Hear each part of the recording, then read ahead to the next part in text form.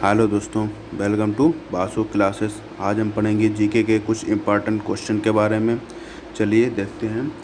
Chips के packet में कौन सी गैस भरी होती है? तो चिप्स का पैकेट होता है, उसमें नाइट्रोजन गैस भरी होती है, जिसके कारण जो चिप्स वगैरह होते हैं उसमें सीढ़ें नहीं पहुंचती है और वो जल्दी ख़राब नहीं होते हैं।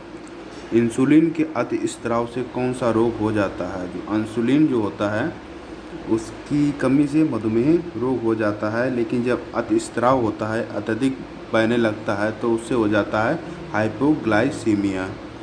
हरा सोना किसे कहा जाता है? तो दोस्तों, जो हरा सोना कहा जाता है वो कहा जाता है चाय को। और चाय जो है भारत में असम राज्य है, वहाँ पर अधिक पाई जाती है।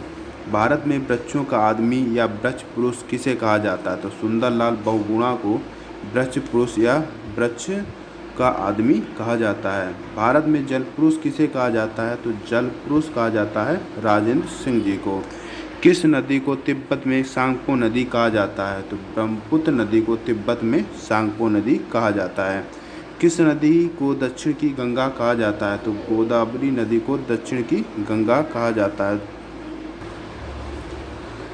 गोदावरी नदी को दक्षिण की गंगा कहा जाता है। भारतीय प्रायद्वीप की सबसे बड़ी या लंबी नदी कौन सी है? तो गोदावरी नदी जो है वह भारतीय प्रायद्वीप की या दक्षिण भारत की सबसे लंबी नदी है।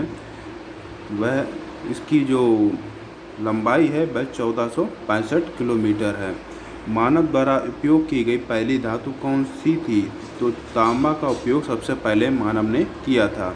नासिक किस नदी के किनारे स्थित है? नासिक जो है वह गोदावरी नदी के किनारे स्थित है। इसे दक्षिण की गंगा भी कहा जाता है।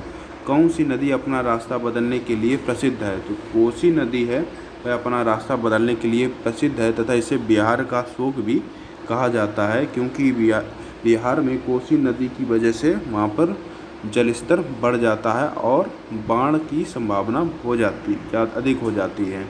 विश्व में सबसे अधिक सोना किस देश में प्राप्त होता है? तो अफ्रीका में सबसे अधिक सोना प्राप्त होता है। भारतीय मरुस्थल की एक महत्वपूर्ण नदी कौन सी है? तो लूनी नदी जो है वह भारतीय मरुस्थल की एक महत्वपूर्ण नदी है।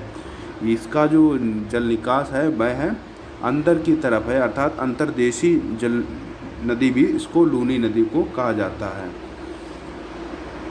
दो नदियों के बीच उपजाऊ भूमि को क्या कहा जाता है? तो जो नदियों के बीच की उपजाऊ भूमि होती है उसको कहते हैं दोआब।